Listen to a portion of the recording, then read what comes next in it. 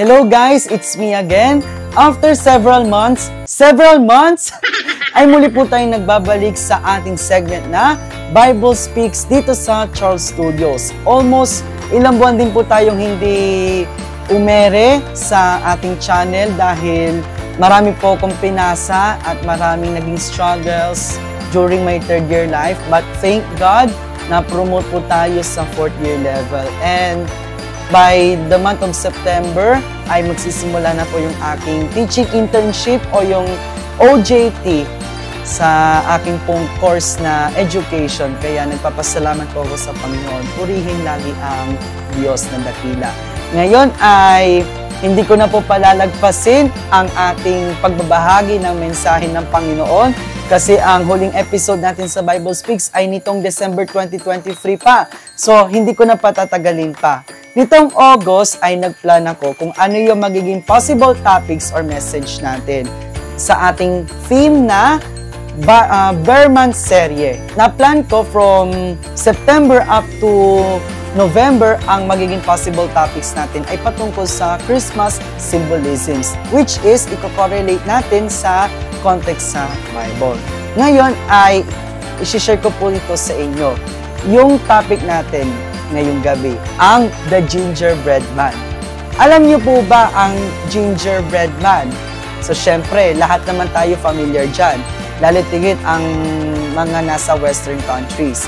So, pagka sinabing Gingerbread Man, ito ay parte na ng ating Christmas season. So, balikan lang natin ng konti yung history kung paano nagsimula yung Gingerbread Man. So, sa pagkaka-research ko, nag-research ako sa Google, and nagsimula itong Gingerbread Man sa isang folklore story or legendary story. Na yung moral lesson nito is, be careful who you trust. Tapos, nag-research din ako sa Google and ito yung aking mga nasagap.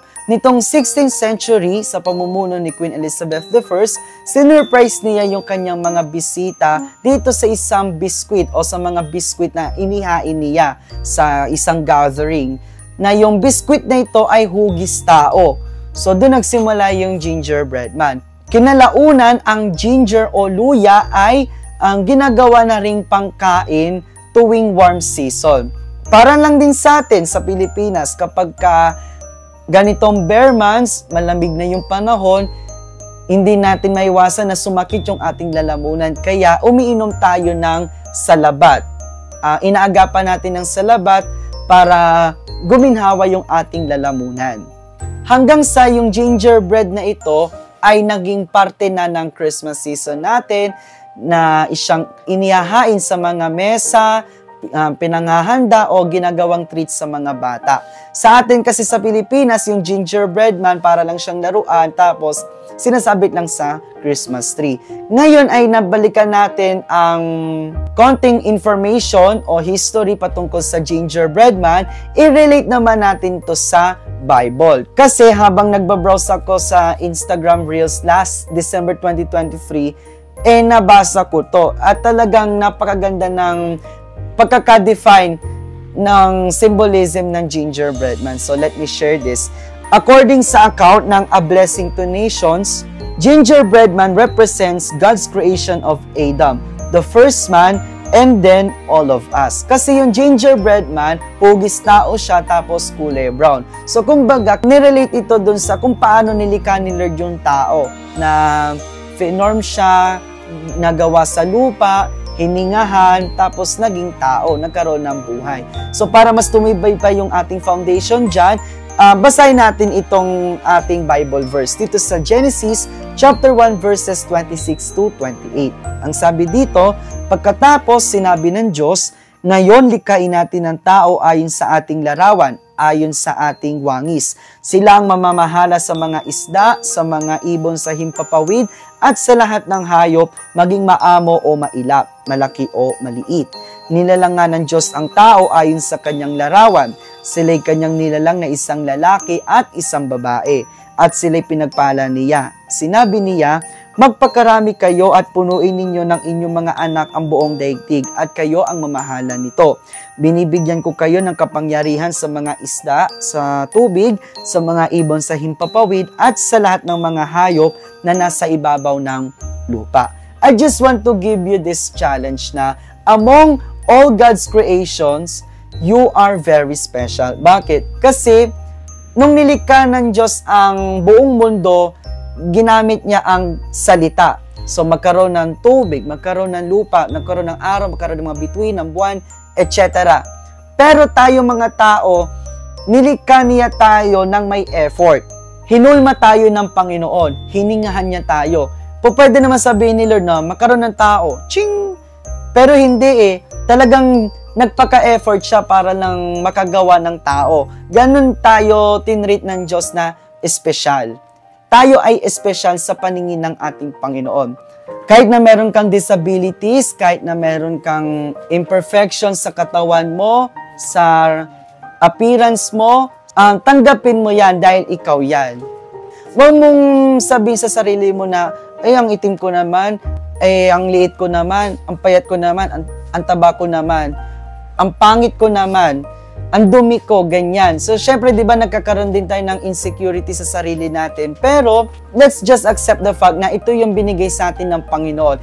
And dapat natin itong tanggapin ng buong buo. At magpasalamat tayo sa ipinagkalob sa atin ng Panginoon. Kasi ito tayo kailangan lang natin tanggapin ng buong buo yung sarili natin. Let's just embrace ourselves sa kung ano yung meron tayo.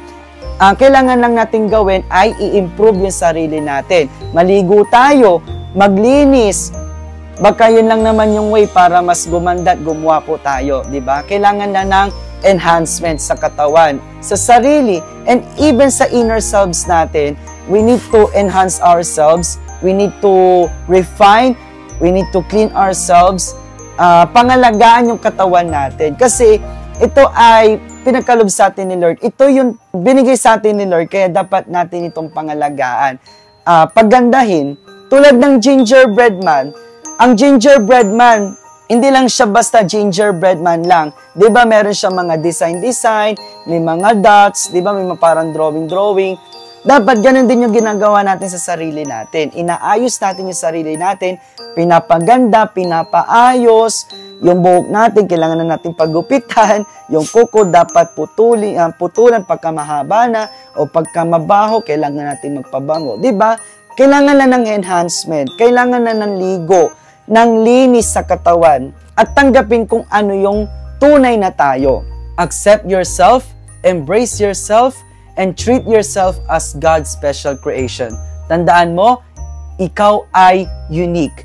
At hindi ka lang basta tao lang. Ikaw ay tao na mayroong skills and abilities na ma-showcase mo sa buong mundo.